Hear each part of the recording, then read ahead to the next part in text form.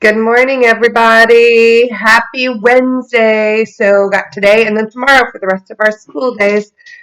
Well, today's weather doesn't look like it's going to be so great. So, good thing we did the bug scavenger hunt yesterday. Hope everybody had fun with that one. I got a lot of good feedback on that one. So, today's activity is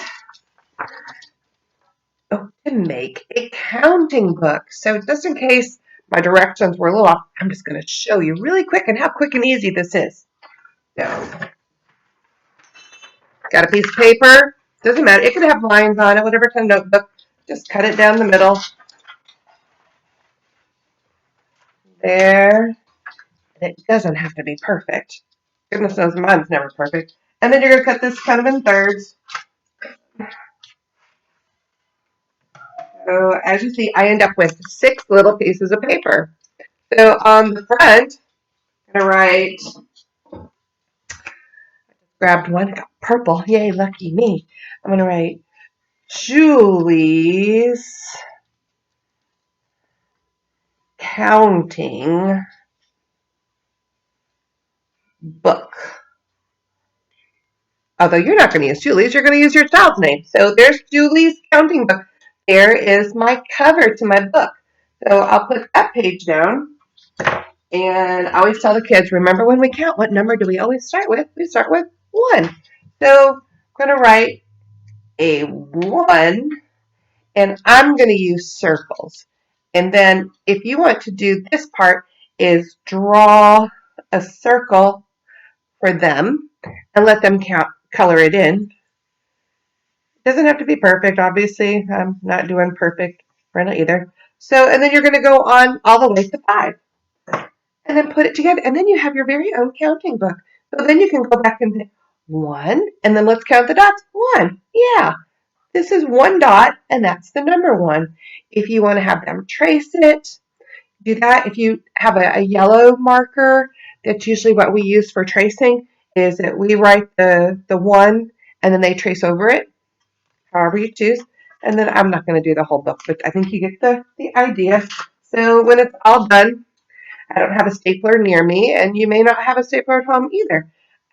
What you can do is if you have a hole puncher, punch a hole. If you don't have a hole puncher, you all by yourself, away from your kids, you could take something sharp and stick through here and find a piece of string and tie here, and then you got your little number book.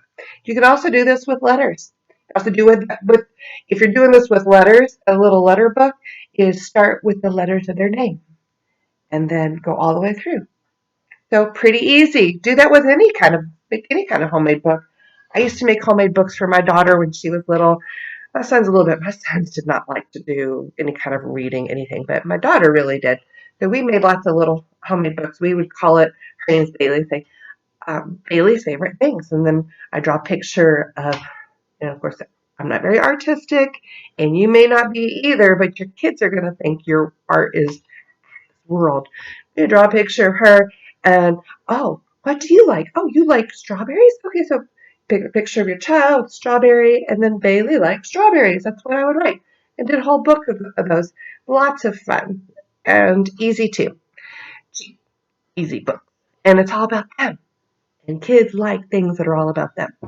Okay, and our reading activity is everything's read, read, read. And you're going to talk about the spine of the book. I've still got the same book here handy. Okay, this book. Front cover, back book, the spine. And then also remember to have about the illustrator doing the pictures, the author doing the words, and the characters that are all in the story that are making all the things happen. Okay, so still have the caterpillars, no changes. I'm really hoping that we're going to have some good luck. I know it's hard to see because that's a mesh type material that's covering them. There are um, a few that are hanging, so hopefully we'll have good news here in the next few days. If for some reason I see something and it's not a school day, I will go ahead and post a little something on here so everybody knows. And other than that, hope everyone has a wonderful day. And I miss you guys more than you even know. This at-home stuff, it's hard on you guys to keep up with everything. It's hard on me too. It's hard on your children's teachers are struggling because we miss your kids. We're used to having lots of noise and lots of action, getting so many hugs that you can't even imagine, and to teaching from home. Yeah, this isn't definitely not the best way of doing it. And but thank you so much for hanging in there with me for it. As Andy Bashir would say, we're gonna get through this. We're gonna get through this together. All right, you guys have a great day. Even if it's rainy, find a good snuggle place. Great day for a nap. For your parents, I know your kids are like, yeah, no, don't want to take a nap. But hope it's a wonderful day. All right, take care.